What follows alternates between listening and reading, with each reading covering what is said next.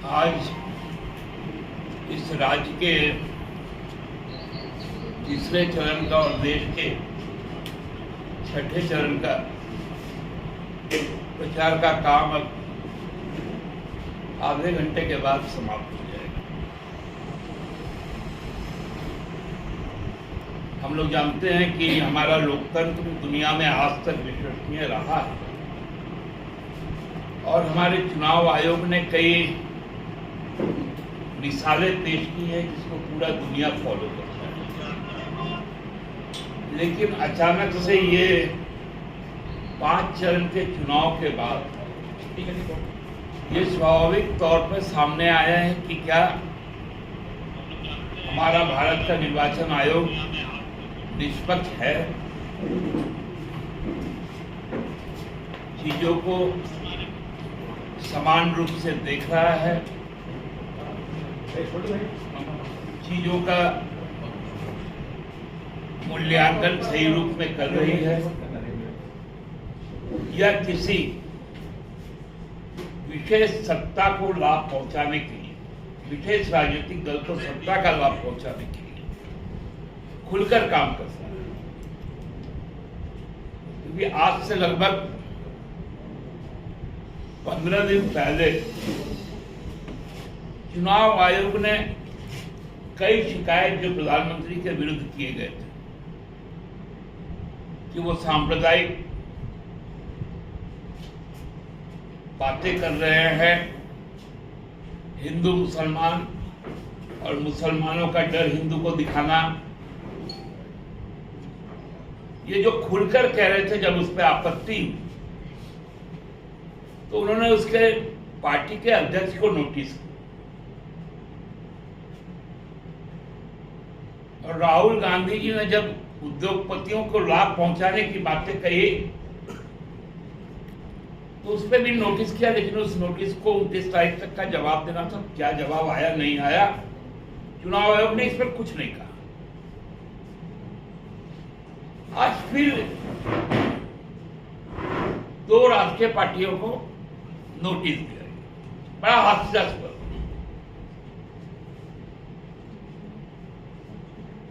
कि आप लोग हिंदू मुसलमान की बात नहीं करें। भाई हिंदू मुसलमान की बात तो इंडिया ब्लॉक ने कभी नहीं की, वो तो भाजपा खुलकर करती है, एनडीए खुलकर करती है। तो उस नोटिस पर आपने कार्रवाई क्यों नहीं की? प्रधानमंत्री के चुनावी सभाओं को क्यों नहीं रोका? उस नोटिस में कहा गया कि भारत के संविधान पे भी बात मत की। जो संविधान लोकतंत्र प्रदान करता है, चुनाव आयोग का प्रावधान रखता है, चुनाव में संविधान का बात मत की। तो क्या बात करेंगे? अधिकार का बात नहीं करेंगे, रोजगार का बात नहीं करेंगे। बात करने का जो अधिकार है वही संविधान दिया है, तो किस पर बात करेंगे? आप लोग अग्निवीर पे भी बात मत कीजिएगा। जो प्रधानमंत्री का ड्रीम प्रोजेक्ट था,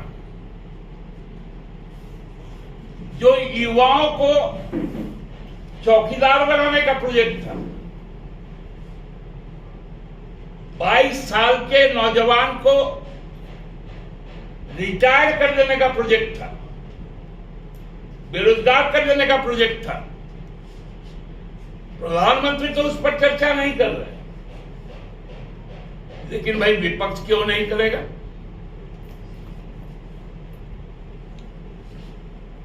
प्रधानमंत्री भैंस चुराने का बात करेंगे, मंगलसूत्र का बात करेंगे, नल चुराने का बात करेंगे। अरे आप प्रधानमंत्री हैं, ठीक है, घटिया मानसिकता वाली पार्टी के आप स्टार प्रचारक हैं, लेकिन 144 करोड़ लोगों के तो आप प्रधानमंत्री हैं आज की तारीख में। 10 साल का कोई बात ही नहीं करेंगे।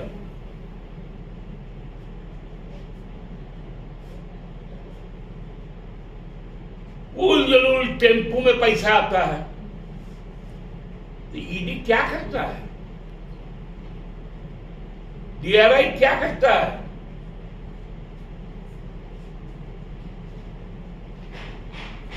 आज जब रिपोर्टें छप रही है अदानी का कोयला का स्कैम, 7,200 करोड़ रुपए का तमिलनाडु इलेक्ट्रिसिटी डिपार्टमेंट को जो उन्होंने चूना लगाया, लोग इस पे बात नहीं करेंगे तो किस पे बात करेंगे? चुनाव आयोग ही बता दे, क्योंकि अब तो मुख्य चुनाव आयुक्त भाजपा के लगता है कि स्टार प्रचारक नहीं, इतना सक्षम मतदाता है जो 4 चरण के बाद 1,07,00,000 वोट ईवीएम में डालने का काम किया। मतलब जहां जहां चुनाव हुए हर लोकसभा क्षेत्र में औसतन 28 लाख वोट डाले गए।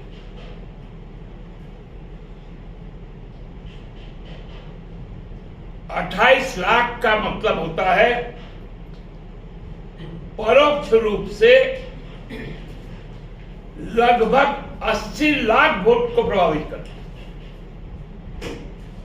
मतलब यदि ये 28 हमको मिलता तो अगला को यदि भरना है तो उसको 56 लाख पहले लाना हो, तब जाकर उसको यदि 28 लाख का लीड लेना है, फिर से वो मतलब लगभग 80 लाख का परोक्ष मतदान और प्रत्यक्ष मतदान 28 लाख का। ये है चुनाव आयोग का आज का स्थिति। एक डरा हुआ सहमा हुआ चुनाव आयोग, छठा चरण में उसका रूप क्या होगा जब हम लोग परसों वोट डालेंगे। हमको तो लगता है 2024 के वोट के आंकड़े शायद 2027 तक नहीं आए और जबरन भारतीय जनता पार्टी के पक्ष में मतदान कर, क्योंकि कोई सैंक्टिटी नहीं रह गया, कोई विश्वसनीयता नहीं रह गई। चुनाव आयोग तो एक एक चीज पर नजर रखता है। क्या चुनाव आयोग आज देखा 25 को यहां मतदान होना है, 1 तारीख को संथाल परगना में मतदान होना है, संथाल परगना के एक कंस्टिट्यूएंसी गोड्डा में उसके प्रत्याशी जो अभी वहां के सांसद हैं वो ट्वीट करते हैं, हमारे मंत्रिमंडल के 2 सहयोगी जो उसी क्षेत्र के आते हैं, हफीजुल हसन और बादल पत्रलेख को ईडी ने समन जारी कर दिया, 25 को बुला लिया। मीडिया का ऐसा नंगा नाच, क्या चुनाव आयोग अंधा है? क्या ईडी अंधी है? क्या ईडी इस बात से बच सकती है? क्या ईडी को अभी तक खंडन नहीं करना चाहिए कि हमने ऐसा कोई नोटिस जारी नहीं किया?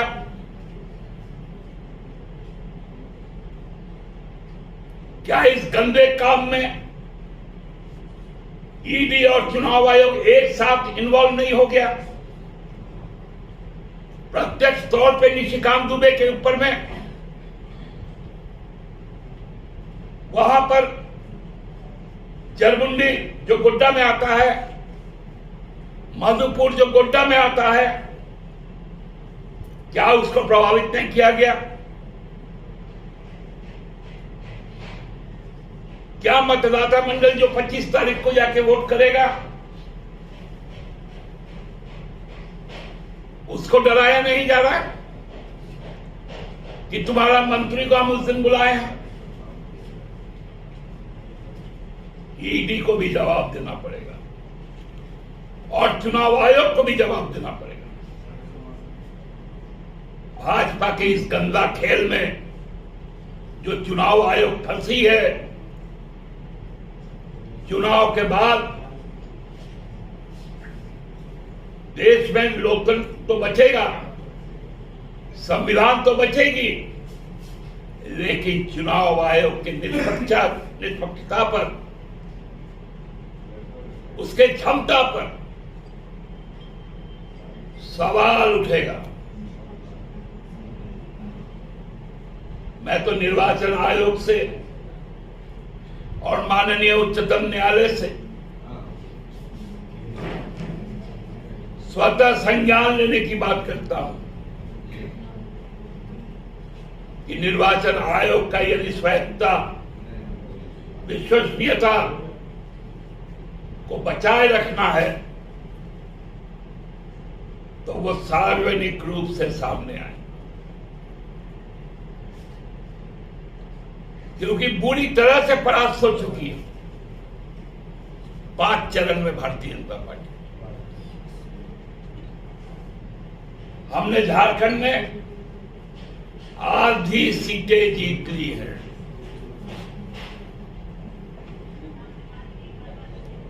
परसों हम 4 सीट और अपने आंकड़े में बढ़ाने वाले हैं और 1 तारीख को 24 में 14 हमारा होगा। मतलब 2024 में 14 हमारा होगा। नहीं तो हमारे जो राजनीतिक मूर्ख दोस्त हैं वो बोलेंगे कि 24 में 14 कैसे होता है भाई। इसलिए थोड़ा समझा, क्योंकि इन मूर्खों को समझाना बड़ा मुश्किल है।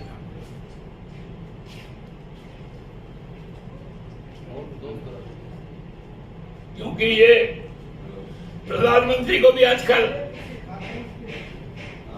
मऊ भंडार को जमशेदपुर बता के घुमा दे रहे।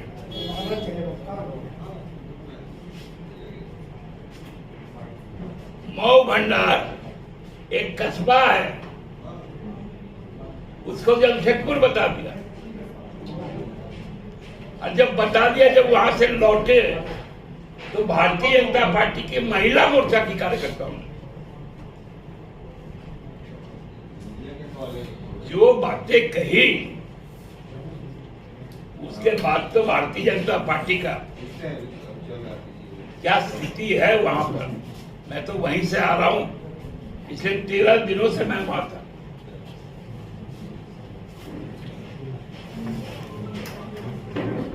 उनको रीगल बुला गया भाजपा, खैर कभी रीगल किया भी नहीं।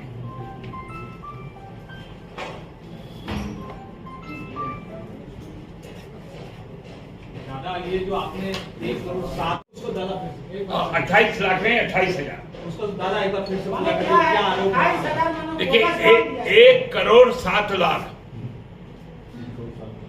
1 करोड़ 7 लाख वोट बढ़ गए, लगभग 6.14%। और वो जितने अभी तक में 115 बाकी है 543 में, एक सूरत का छोड़ दीजिए, तो बाकी जो लोकसभा में है औसतन 28,000 वोट। उसमें मुख्य चुनाव आयुक्त ने भाजपा के पक्ष में ईवीएम में शिफ्ट किए। अब हमको लगता है क्लियर हो गया। दादा आपका आधार क्या है ये कहने का कि ज्यादा वोट डाला गया है? आधार है फॉर्म 17C। आपने जब फॉर्म 17C कि किस बूथ में कितना वोट पड़ा, वो यदि आपके पास है तो आपको आंकड़े जारी करने में 11 दिन 7 दिन 4 दिन का अंतर नहीं हो, समय नहीं लगेगा।